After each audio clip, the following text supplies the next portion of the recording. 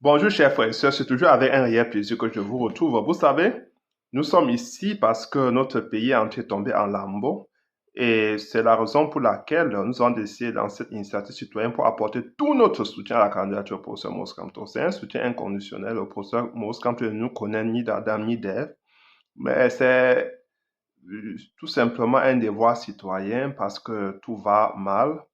Notre pays est en train de tomber en lambeaux et donc nous devons se lever comme un seul peuple pour changer les choses au pays. Nous avons trouvé en le professeur Maurice Kamto ce changement réel que le peuple camerounais attend depuis les indépendances. Chers frères et sœurs, le professeur Maurice Kamto compte sur tout le peuple camerounais, y compris sur le soutien de l'armée pour arriver au pouvoir. Ce n'est pas que le professeur Maurice Kamto a lancé un appel à l'armée pour se substituer au peuple. Le professeur Maurice Kamto compte sur l'armée pour que cette armée soit républicaine, soit neutre. Parce qu'une armée ne doit pas être au service d'un homme, d'un individu ou d'un régime. L'armée doit être toujours aux côtés du peuple. Il faut que l'armée camerounaise sache que même des coups d'État qui sont perpétrés ailleurs en Afrique, ces coups d'État qui sont des coups d'État militaires, qui sont parfois perpétrés contre des présidents démocratiquement élus, sont des coups d'État soutenus par le peuple. C'est la raison pour laquelle cette armée est célébrée par le peuple. Parce que le peuple a tout simplement obéi au désir du peuple. Même si à la base, nous tous nous sommes contre des coups d'État, que ce soit coups d'État militaires ou coups d'État civils, moi personnellement, je suis contre tous ces coups d'État. Et le professeur Moscam, y compris le professeur Moscam, il est contre tous ces coups d'État. Mais parce qu'aujourd'hui, ces coups d'État sont portés par le peuple, disons, même si après ça va régénérer d'autres coups d'État, comme vous allez écouter ma vidéo où je parle des coups d'État,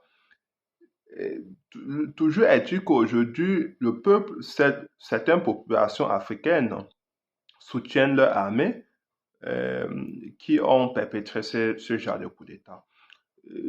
Au Cameroun, on veut éviter tout cela parce que c'est un cycle infini. Quand on entre dans le cycle des coups d'État, après on aura toujours des coups d'État, certains militaires contre leur père, contre d'autres militaires. Le professeur Maurice Kamto veut éviter tout cela au Cameroun.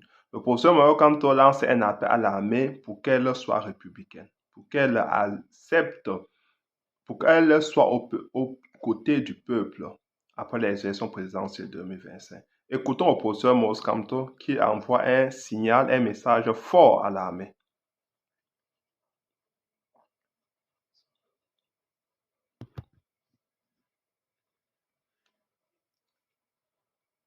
Excusez-moi, c'était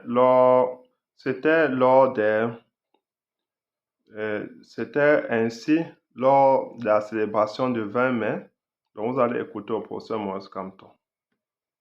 Soldats, sous-officiers, officiers, officiers généraux, mesdames, messieurs du personnel civil des forces de défense, mesdames et messieurs les personnels des forces de sécurité, la fête du 20 mai est la fête de l'unité de la nation. Qu'est-ce qu'une nation? Une nation est une population réunie par l'histoire, dont la volonté de vivre et de construire ensemble un destin commun en fait un peuple. C'est également un territoire défini par des frontières. C'est aussi un drapeau et un chant de rassemblement qu'on appelle l'hymne national. Par-delà les gouvernements, les communautés, les organisations politiques, il existe un corps de métier qui est à la fois le creuset et le ciment de la nation. C'est l'armée nationale et plus largement les forces de défense et de sécurité. C'est l'armée, certes sous l'autorité intangible du pouvoir civil, qui protège le peuple avec lequel elle fait corps. C'est elle qui défend les frontières de la nation et donc l'intégrité du territoire. C'est elle qui verse son sang pour le drapeau en chantant l'hymne national, ce grand chant de ralliement et de dévotion. C'est pourquoi il m'a paru important de m'adresser spécialement à l'armée camerounaise, notre armée, et plus globalement aux forces de défense et de sécurité, à l'occasion de cette 49e édition de la Fête de l'Unité nationale qui intervient dans un contexte particulier. En effet, le Cameroun connaît depuis 2014 une succession de crises sécuritaires multiformes.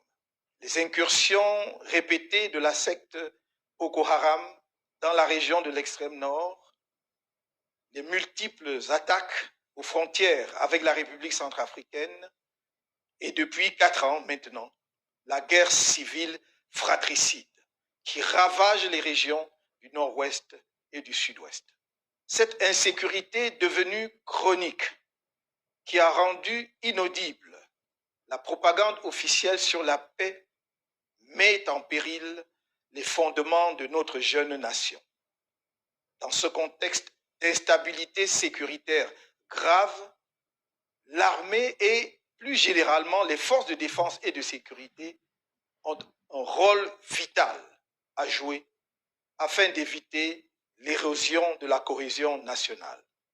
Aussi, à l'occasion de cette fête nationale du 20 mai 2021, si particulière, les militaires et les autres membres de forces de défense et de sécurité qui mettent en péril leur vie pour défendre notre bel héritage commun méritent-ils, plus que par le passé, toute l'attention de la nation. En raison des dysfonctionnements historiques entretenus et du dévoiement organisé de l'institution militaire et des services de sécurité dans notre pays depuis son accession à l'indépendance, certains militaires et membres des services de sécurité pensent être au service d'un régime. Ce détournement politique organisé de l'institution militaire et des services de sécurité de leur objet essentiel a fini par installer l'idée fausse selon laquelle les membres des forces de défense et de sécurité doivent loyauté et fidélité à une personne, plutôt qu'à la Constitution, aux institutions de la République et à la nation dont ils sont l'émanation. Dans mon programme électoral, lors de la campagne présidentielle d'octobre 2018, j'avais esquissé quelques grands axes pour la réforme, la modernisation et la professionnalisation de notre armée. Ces axes reposent sur la définition d'une politique de défense et de sécurité nationale modulable en fonction des défis nationaux et internationaux, ainsi que des enjeux géopolitiques et géostratégiques du pays. La politique de défense et de sécurité nationale est le cadre où doivent être fixées les orientations stratégiques des actions militaires, civilo-militaires, économiques et particulièrement industrielles de la nation. En vérité, depuis la création de notre armée en novembre 1959, suivi de l'indépendance du Cameroun oriental, 1er janvier 1960, et de la réunification avec le Cameroun occidental, le 1er octobre 1961, ce cadre n'a jamais été clairement défini. Les difficultés structurelles qui touchent les points vitaux de la nation ne sont que les conséquences directes de ce déficit organisé de débat citoyen et démocratique fondamental. C'est dans ce contexte que, malgré les évolutions, tant au niveau national qu'international, le gouvernement s'accommode encore de la loi de 1967, pourtant caduque, portant Organisation générale de la défense. Les 21 décrets relatifs à la modernisation et à la professionnalisation de l'armée pris par le président de la République, chef des armées en 2001, qui constitue une curiosité juridique, n'y change rien. Notre politique de défense et de sécurité doit s'inscrire à l'intérieur dans une double logique. D'une part, celle du dépassement des clivages et des replis identitaires sous toutes leurs formes. D'autre part, celle de l'enracinement durable de la paix et de la culture démocratique dans la nation tout entière. Ce doit être l'objectif majeur de construction nationale. Une politique de défense et de sécurité qui ne place pas l'homme au cœur de ses préoccupations a peu de chances d'atteindre les objectifs stratégiques et opérationnels qu'elle poursuit. C'est pourquoi la condition militaire doit être l'objet de toutes les attentions. Dans cette perspective, l'adoption d'une loi sur les pupilles de la nation est, comme je l'ai dit à plusieurs reprises, un impératif et une urgence. Car est-il normal que les enfants orphelins mineurs, des hommes et des femmes morts pour notre nation, continuent d'être abandonnés à leur triste sort? Il est urgent que l'État prenne en charge la scolarité et les frais de santé des enfants mineurs dont les parents ont perdu la vie sous le drapeau. Dans le même ordre d'idée, il est insoutenable de voir des blessés de guerre abandonnés dans les hôpitaux ou réclamer leurs maigres primes, parfois même devant les caméras en présence de leurs ministres. Il y a eu ça et là des erreurs et même des fautes graves sur les règles d'engagement des forces opérationnelles. Nous devons les corriger, les prévenir et infliger les justes sanctions quand elles s'imposent. Mais pour avoir eu l'honneur et le privilège de travailler avec certains de ces composantes sur des dossiers vitaux pour notre pays, je sais et ai toujours dit que l'armée camerounaise est l'une des mieux formées et des plus professionnelles de notre continent. J'en éprouve une fierté particulière. Dans le Cameroun de demain, nous placerons la justice, l'état de droit, la bonne gouvernance, le respect de la dignité humaine, l'honneur de nos soldats et la démocratie au cœur de notre action politique. Ce Cameroun-là, nous le construisons dès à présent sur les souffrances de tous les prisonniers politiques, ceux de mon parti comme ceux d'autres partis, des journalistes, des leaders d'opinion et de la société civile arrêtés illégalement et emprisonnés arbitrairement depuis des mois. J'ai à cœur de doter notre pays des capacités stratégiques, opérationnelles et humaines susceptibles de lui permettre de faire face à ces nombreux défis sécuritaires. Cependant, le cap de la mutation profonde ainsi fixé à notre système de défense et de sécurité a pour précondition la confiance de la nation en son armée et en ses services de sécurité. Cette confiance indispensable reste à construire, tant il apparaît encore à beaucoup de nos compatriotes que les institutions militaires et sécuritaires restent un instrument quasi privé de répression politique aux mains de celui qui contrôle le pouvoir et de son parti politique. C'est dans le sillage de cette confiance à bâtir avec vous la nation et qui se nourrira de votre compétence morale que je vous invite, soldats, sous-officiers, officiers, officiers généraux, personnel civil de la défense, membres des forces de sécurité, à ne pas vous sentir menacés par l'alternance démocratique devenue inéluctable dans notre pays. sous le nouveau pouvoir que les Camerounais porteront à la tête du pays de façon libre, à travers des élections justes et transparentes, il n'y aura aucune rancœur, ni aucune chasse aux sorcières. Car l'histoire nous enseigne que les nations se bâtissent avec des tâtonnements et des erreurs, et que les désirs de revanche sont les terreaux de la haine et des vengeances recommencées.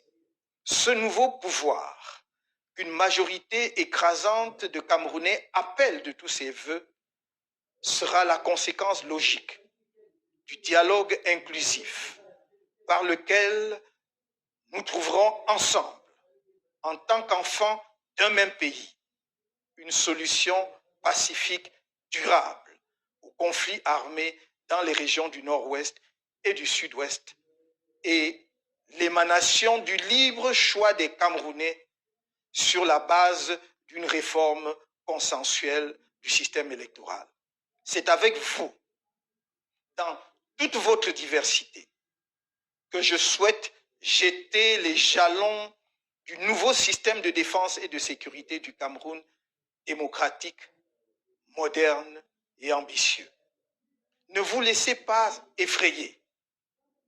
Ayez foi en notre volonté commune de travailler pour assurer à nos enfants, nos petits-enfants et aux générations qui suivront un avenir meilleur.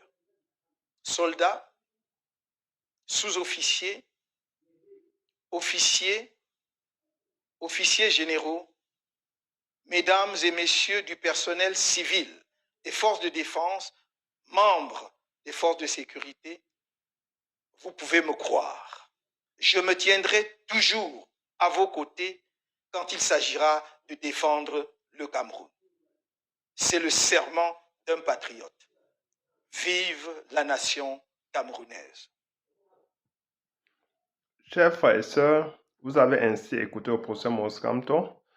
Partagez la vidéo, je vous prie. Partagez la vidéo massivement, abonnez-vous massivement et surtout n'oubliez pas de vous inscrire massivement sur la liste électorale. Le professeur Maurice Kamto compte sur tous les Camerounais pour arriver au pouvoir, y compris sur l'armée. Le professeur Maurice Kamto compte sur l'armée parce que l'armée fait partie du peuple camerounais. Pas que l'armée doit intervenir pour imposer un candidat au pouvoir, mais que l'armée soit neutre, que l'armée se mette aux côtés du peuple, que l'armée accepte les résultats qui sortiront des urnes après les élections présidentielles 2025. C'est la raison pour laquelle le professeur Maurice Kamto s'est adressé à l'armée aussi pour que l'armée se sente en confiance, qu'elle ne se sente pas visée avec un nouveau leadership qui arrivera au pouvoir, à la magistrature suprême. Parce que l'armée est là pour servir le peuple et non un régime et non un individu. Chers frères et sœurs, bonsoir. Ciao.